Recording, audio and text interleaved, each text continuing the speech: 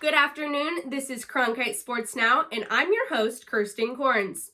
The NFL draft is underway and football season is just a few months away, but it has not yet been confirmed that college or NFL season will start on time. University of Arizona's president, Dr. Robert Robbins, said yesterday that he does not see football starting in the fall due to the COVID-19 pandemic.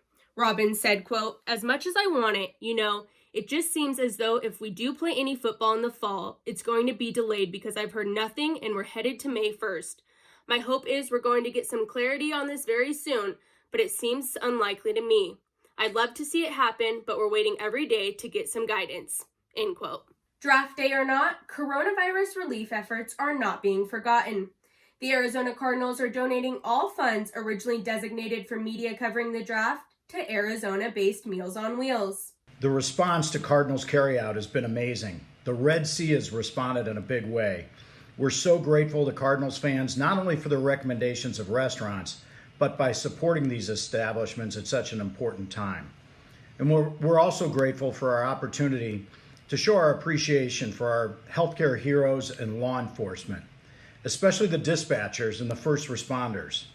We appreciate you all the time, but especially at times like these. The COVID-19 pandemic has shifted most people to work remotely and social distance themselves from others. Lauren Leander, a Phoenix Critical Care Unit nurse and daughter of Phoenix Suns announcer Tom Leander, is going viral for this photo. Along with other nurses, Leander stood outside of the Capitol building to protest those looking to reopen the state too soon. She is giving a voice to those too sick with the coronavirus. As we rewind time to take a look back at the sports world, in 2004, on this day, the Phoenix Suns were purchased by American businessman Robert Sarver. Cronkite News reporter Carly Mathias joins me to discuss what this day meant to Arizona sports history.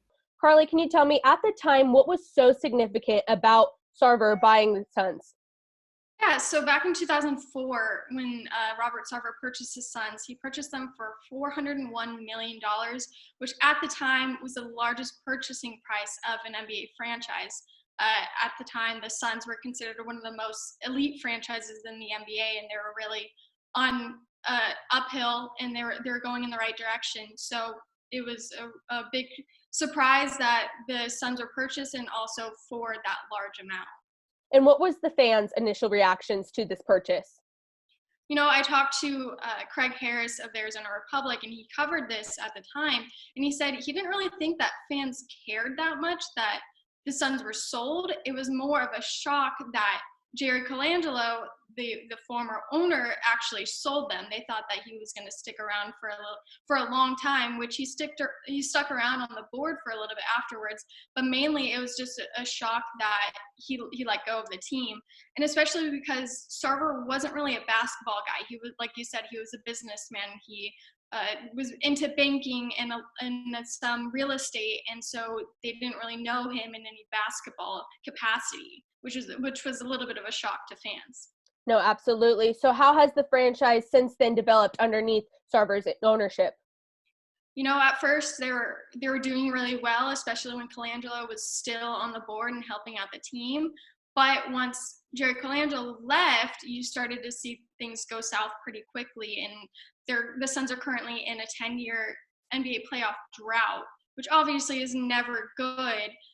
You can tell that Sarver's been trying, and he really he wants the team to do well, but he's admitted that he is a little bit of a micromanager, and he has meddled a little bit too much, which obviously can be a problem. And some really good general managers and coaches have left the franchise in the past 15 years. So it hasn't really been the best purchase for the Suns.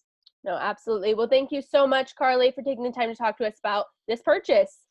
For our second look back in history today, we're skating over the ice to take a look back when the then Phoenix Coyotes won their first ever playoff series.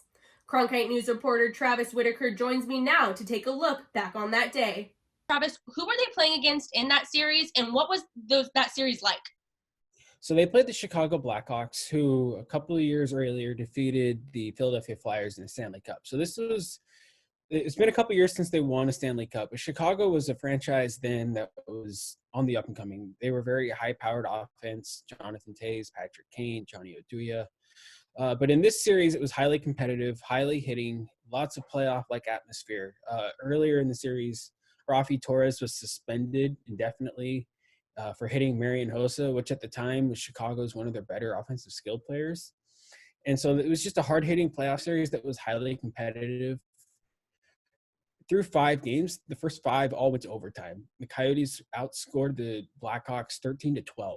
So we're talking a 1-goal margin of difference through the first 5 games. And when you have 5 games going to overtime, it can go either way. Playoff hockey, that's the one thing about hockey in overtime is it's one bounce goes the other way and you're eliminated in 4. I mean, just look at the Coyotes. They could have been on the wrong bounce and they still haven't won a playoff series. Here we are 8 years later, they haven't made it. But, And Travis, in that series, who were some notable players for the Phoenix Coyotes that helped them clinch that series win? Oh, easily Mike Smith. I took down some notes yesterday, and in this series, he faced 241 shots over the 6 games, and he stopped 229. One interesting fact, too, is in the first 2 games, he saw 95 shots, and he stopped all but 6 of those. So he was all over the place. He stood on his head all series long. Most importantly, too, though, he stood on his head in Game 6. In Game 6, he stopped 39-39. And an interesting fact that I found, or statistic I should say, is all but one Chicago Blackhawks skater had at least 1 shot on goal, which is a pretty impressive feat, knowing that you're getting shots from everywhere on the ice. And he just stood on his head and helped the Coyotes win this series. Obviously, you have to score a little bit. And like I said, they scored 13 goals in the first 5 games. Well, they scored 4 in Game 6.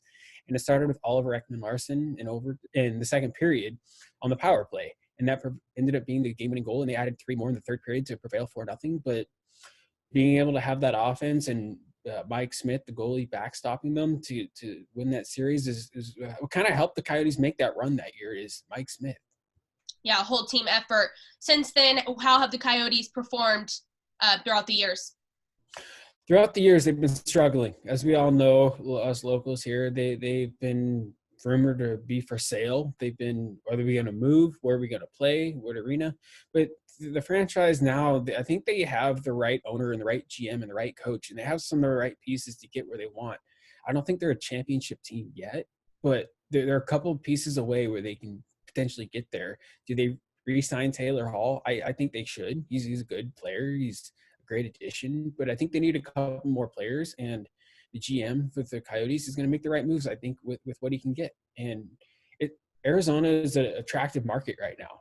Think about it. It's nice weather all the time. You get ASU hockey coming up. Hockey is blooming in the desert, and I think it's bright for the Coyotes moving forward. It's just been a while since they've had success. Absolutely. Well, thank you so much, Travis. No problem. Before we get out of here, it's the championship in the Cronkite Sports Movie Bracket Madness Tournament, and it looks like the only thing left is baseball movies. Head on over to our Cronkite Sports Twitter page to vote for your favorite movies. Thank you so much for joining us. We hope you enjoy your evening, and we'll catch you again tomorrow. Just a different face and a different place for our last Cronkite Sports Now show of the semester.